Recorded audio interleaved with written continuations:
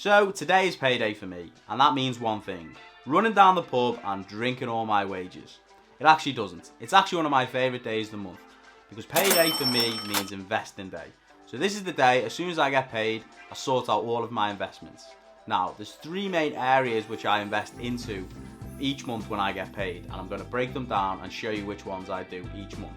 So firstly, we start off with possibly the most speculative one, which is cryptocurrency. So each month I invest £150 into Bitcoin and Ethereum. So the reason I invest in these two is after watching many Graham Stephan videos, it turns out even if you invest in a load of different cryptocurrencies, if you just bought and hold Bitcoin and Ethereum, you're probably going to outperform all of the other little smaller coins. So this is what I do. I just find it easier, a completely stress-free way of investing into cryptocurrency, rather than worrying about what to do and what at what particular time. So yeah, £150 into both Bitcoin and Ethereum, and then what I do is then move it from my Coinbase account across to my BlockFi account to earn some interest on it as well, which is just great news. Then the second one is I invest into my my ISA, which stands for Individual Savings Account in the UK, and this is like a tax-free account where you can invest into different stocks and shares. So I do that on free trade. Recently I've been investing into Tesla because it's sort of been going down a bit, and I quite like Tesla under $900. I've watched a lot of Meet Kevin, and he's the sort of same. He's really bullish on Tesla. I really like Tesla, but it's around about $1,000 at the moment, so yeah, a little bit pricey. So I just put £600 into a S&P Vanguard fund, which I just sort of do every single month if Tesla's too high. I did unfortunately get FOMO when Coinbase got floated on the stock exchange. It went live and I said to myself, no, I'm going to wait a couple of weeks before I get involved, see where the sort of stock levels out.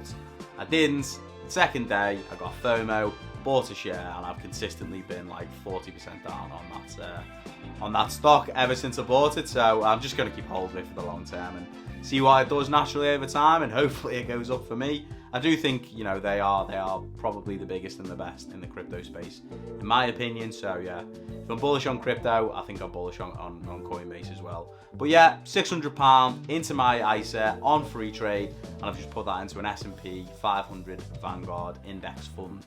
And then the last one I've actually not done yet, and that's because at the day of recording, it's the 25th of March. I'm going to wait till the 1st of April and then put £326 into my lifetime ISA, which is on Hargreaves Lansdown. Now, I've actually made a video about lifetime ISAs, which I'll link in the description and at the end of this video. But lifetime ISAs are really cool. It's like a normal ISA, but you can use it to buy your first house or for retirement. I'm using it for retirement because I already own a home with my girlfriend. So you can invest up to £4,000 a year into this lifetime ISA, and then you can invest it into different index funds and stocks and shares and all sort of stuff like that. So if you max out £4,000 a year, you get 25% for free from the UK government. So if you put £4,000 in, they give you £1,000 and you get to invest it. So this, for me, ever since I learned about it a couple of years ago, it's been a must about maxing this out every single year since I've had it. So the past couple of years I've been doing that, and I maxed it out, I think the back end of last year. I just sort of set a little amount of 326 every month, which would be, if I'd done that over the whole 12 months, it'd be maxed out. But sometimes, if I've got some extra money, I'll just top it up. That's why sometimes I've invested the max £4,000 before the next April comes. So I just put any more of that money into my normal ISA. So in my lifetime ISA, I just invest in a S&P 500 Vanguard index fund again, similar to my ISA, just because it's really easy, really simple, tracks the market.